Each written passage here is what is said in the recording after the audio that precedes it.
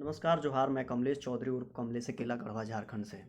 साथियों, जैसा कि आप सभी को पता है कि जेएसएससी जितने एग्ज़ाम कंडक्ट किया उसमें बहुत सारा सेटिंग गेटिंग पेपर लीक हुआ और अभी एसआईटी गठित करके सरकार जांच भी करवा रहा है।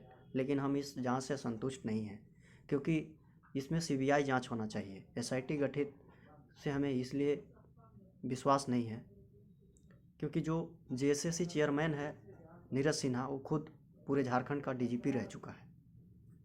और आप जानते हैं कि पिछले 31 जनवरी को जेएसएससी कार्यालय घेराव में लगभग 40,000 से भी ज़्यादा संख्या में स्टूडेंट थे। लेकिन उसमें जो नेतृत्व करता हमारे 15 लोगों को चिन्हित किया गया है, वो जेबी केसेस के भी केंद्रीय सदस्य हैं। बेबी महतो, आदरणीय देवेंद्र नाथ महतो, मनोज यादव, संजय मेहता जी और ऐसे बहुत सारे दिग्गज चेहरा हैं जो जेबी केसेस के चेहरा हैं। और एक उसमें एक सानिया परवीन नाम की लड़की है, जेबी केसेस का फ्रंट चेहरा, वो शामिल नहीं थी। उसका नाम है एफआईआर कॉपी में, जिसमें गैर जमानती 13-14 धारा लगाया गया है। उसमें सानिया परवीन का नाम है, एक यूट्यूबर देव महतो का भी नाम है।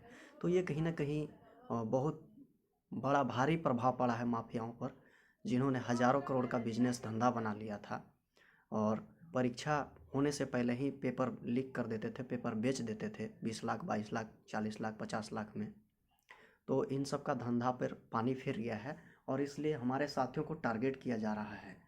और जैसा कि मैंने कल देखा, कल बहुत लोगों का फ़ोन आ रहा था रात को और हमारा मोबाइल ऑफ हो गया था और हम सही जगह पर नहीं थे।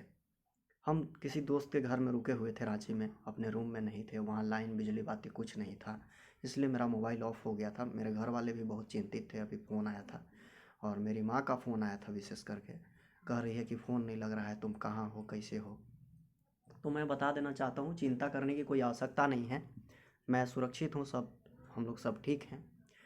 जैसा कि आप सभी जानते हैं कि 8 तारीख को हमारे जेएसएसयू लीडर, केंद्रीय अध्यक्ष आदरणीय देवेंद्र नाथ महतो जी ने ऐलान किया था बापू वाटिका के समक्ष मोराबादी मैदान से कि अगर हमारे ऊपर धारा लगाया गया है और हम अगर निर्दोष हैं, अगर हम दोषी हैं किसी भी एंगल से, तो हम 10 तारीख को बापू वाटिका में 12 बजे से 3 बजे तक रहेंगे। 10 फरवरी को सरकार गिरफ्तार करें, प्रशासन गिरफ्तार करे। तो उन्होंने एक नारा दिया था, आओ सरकार करो गिरफ्तार।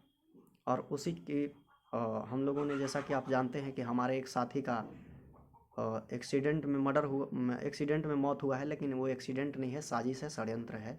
जेबी केसेस के फ्रंट चेहरा एकदम केंद्रीय सचिव थे वो, अंगद नायक जी, हमारे बड़े भाई, जो अब इस दुनिया में तो नहीं रहे। उनको एक साजिश के तहत जो है हत्या कर दिया गया, गाड़ी से धक्का मार के। तो उन्हीं के कार्यक्रम में दाह संस्कार में हम लोग 48 घंटे से लगभग उनका सारा प्रशासनिक प्रक्रिया जो था, पोस्टमार्टम वगैरह वगैरह, मुआवजा का काम करवा रहे थे हम लोग। उसमें देवेंद्र नाथ महतो, पूरा जेबी केसेस और जेएसएसयू टीम के 24 जिलों के छात्र जो लीड करते हैं सभी शामिल हुए थे, उसी में व्यस्त थे। और 12 बजे तक हम लोगों ने घाट पर से दाह संस्कार का प्रक्रिया को लगभग पूरा नहीं करते हुए भी हम लोग वहाँ से आए बापू वाटिका, और वहाँ पे हम लोग 12 बजे से 3 बजे तक, 4 बजे तक रहे, आओ सरकार करो गिरफ्तार कार्यक्रम के तहत। तो इस वजह से काफ़ी लेट हो गई थी और बहुत सारे बोझ है, जिम्मेदारी है, ऐसे घर के भी जिम्मेदारी है, आर्थिक जिम्मेदारी भी है, शैक्षणिक जिम्मेदारी भी है और राजनीतिक जिम्मेदारी भी अब है थोड़ा बहुत। तो इस वजह से व्यस्तता के कारण हम बहुत, रात को स्विच ऑफ था मोबाइल, तो बहुत चिंता करने की आवश्यकता नहीं है। और हम लोगों पर जो अभी ये संकट है, ये माफियाओं के द्वारा जो हम लोगों को टारगेट किया जा रहा है, तो इसे घबराने की आवश्यकता नहीं है। हम घबरा नहीं रहे हैं। अरे मरना तो एक न एक दिन सब किसी को है ही, हर किसी को मरना है। तो हम लोग तो, कोई कमर में गमछा बांध के निकला है, कोई सर पर कफन बांध करके हम लोग निकले हैं इस राज्य को बचाने के लिए, इस जल जंगल ज़मीन की रक्षा के लिए, इस राज्य के आदिवासी मूलवासी के लिए, इस राज्य के माटी के लिए। तो जब हम लोग कसम खा लिए हैं तो पीछे क्यों कदम लेंगे?